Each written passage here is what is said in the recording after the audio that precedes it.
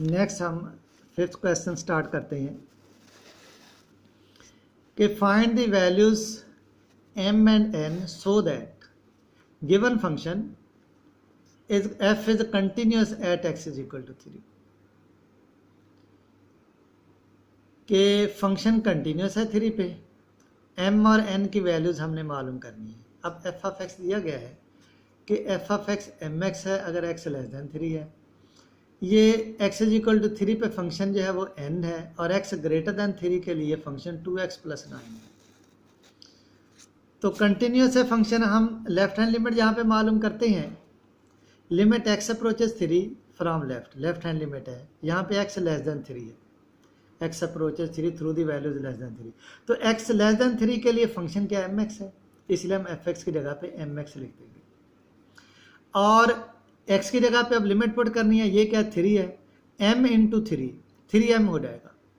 Right hand limit x approaches 3 through the values greater than 3, x greater then 3 है तो ये 2x plus 9, हम fx की जगह पे 2x प्लस 9 लिखेंगे। ये यहाँ पे 2x की बजाय क्या है माइनस 2x है, माइनस 2x प्लस 9 है, माइनस 2x प्लस 9। तो यहाँ पे फिर क्या आ जाएगा, माइनस 2x की जगह पे 3 प्लस 9 माइनस 6 प्लस 9 3 आ जाएगा। Also fx is equal to n if x is equal to 3। यहाँ पे ये दिया हुआ है कि fx जो है वो n के बराबर है अगर x इज इक्वल टू 3 है, तो यहाँ पे फिर हमने यही लिखा कि fx is equal to n है if x is equal to 3 और x की जगह पे 3 पुट कर दिया, तो ये वैल्यू आदि फंक्शन आ गई। हमने left hand limit, right hand limit और वैल्यू आदि फंक्शन मालूम कर ली। अब फंक्शन जो है वो कंटिन्यूस दिया गया है, यहाँ पे ये कहा गया है कि फंक्शन जो है वो कंटिन्यूस है। जब फंक्शन कंटिन्यूस है इसका मतलब ये हो गया कि left hand limit, right hand limit और वैल्यू आदि फंक्शन तीनों बराबर होंगे। तो यहाँ पे यही मैंने हवाला दिया है कि since f is continuous at x is equal to 3, so left hand limit of fx as x approaches 3 is equal to right hand limit of fx as x approaches 3 is equal to value of the function at 3। और ये तीनों हमने पीछे मालूम कर ली थी, left hand limit 3m है, right hand limit 15 है और वैल्यू ऑफ द फंक्शन जो है वो n है। अब यहाँ पे अच्छा ये जो है ना, ये वाला स्टेप ये आप काट देंगे, ये वाला स्टेप जो है वो काट देंगे, ये सही नहीं है। जो n की वैल्यू है ना वो 15 नहीं है बल्कि क्या है 3 है।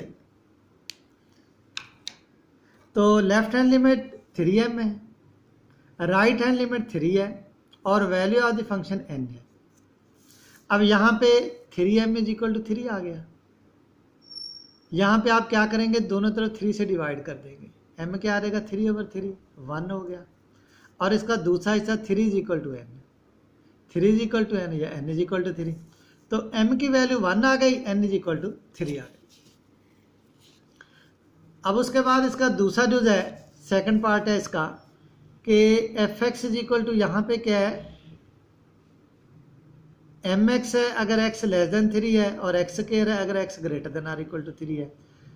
बाकी वो शुरू वाली स्टेटमेंट जो क्वेश्चन के शुरू में दे दी गई थी फिफ्थ क्वेश्चन में कि फंक्शन जो है वो कंटिन्यूस है, हमें m और n की वैल्यूज मालूम करनी। यहाँ पे n तो है नहीं, यहाँ पे जो है वो m है, हम यहाँ पे सिर्फ m की वैल्यू मालूम करेंगे। तो लेफ्ट हैंड लिमिट मालूम करते हैं, x approaches 3 through the values less than 3। तो f ऑफ x क्या है, ये हमारे पास है mx और लिमिट क्या है 3 है, x की जगह पे 3 पुट करेंगे 3m आ जाएगा। उसके बाद लिमिट x अप्रोचेस 3, ये राइट हैंड लिमिट है, x ग्रेटर देन 3 है, x ग्रेटर देन 3 के लिए फंक्शन x स्क्वायर है। यहाँ पे 3 पुट करेंगे, x की जगह पे 3 स्क्वायर 9 आ जाएगा। Value of the function fx is equal to, ये इक्वलिटी साइन है, fx x स्क्वायर के बराबर है जब x इज इक्वल टू 3 है, तो यही चीज़ हम लिखेंगे और x की जगह पे 3 पुट कर देंगे, f of 3 is equal to 3 square is equal to 9। अब यहाँ पे फंक्शन जो है वो क्योंकि कंटिन्यूस है, since f is continuous at x is equal to 3, so left hand limit function की और राइट हैंड लिमिट और वैल्यू ऑफ द फंक्शन तीनों बराबर है। ये हमने मालूम की हुई है।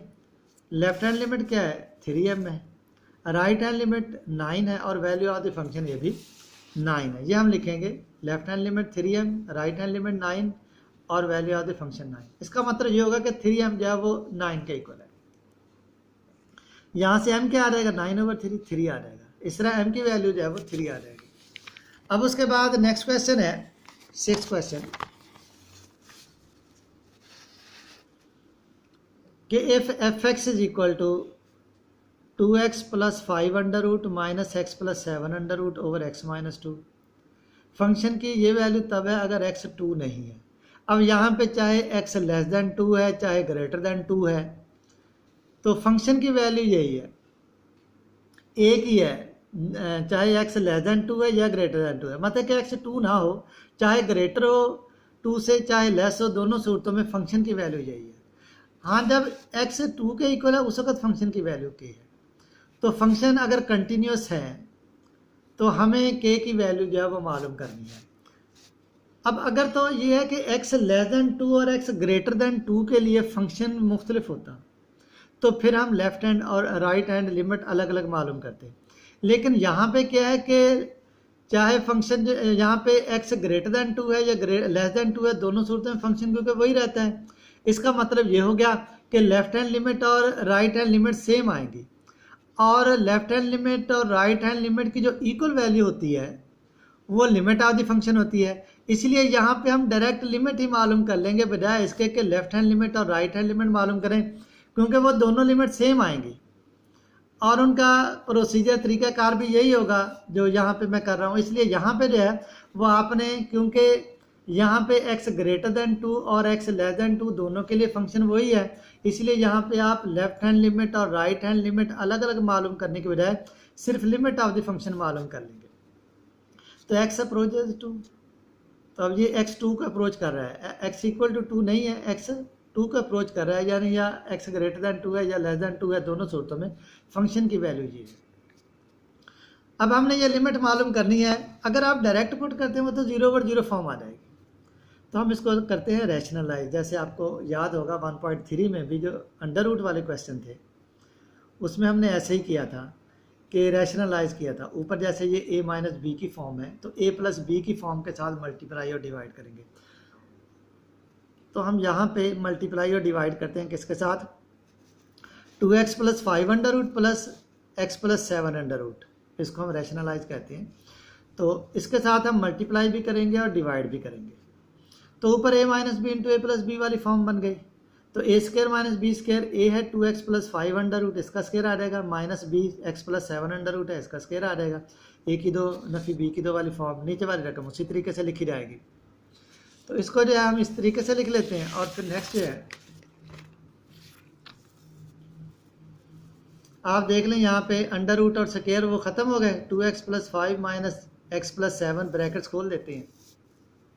2x + 5 - x - 7, तो ये आ जाएगा 2x - x x आ जाएगा, 5 - 7 - 2 आ जाएगा।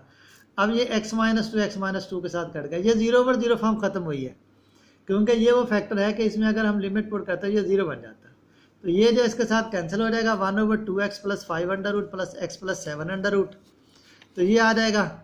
इसमें हम नेक्स्ट जो है वो लिमिट पुट करेंगे।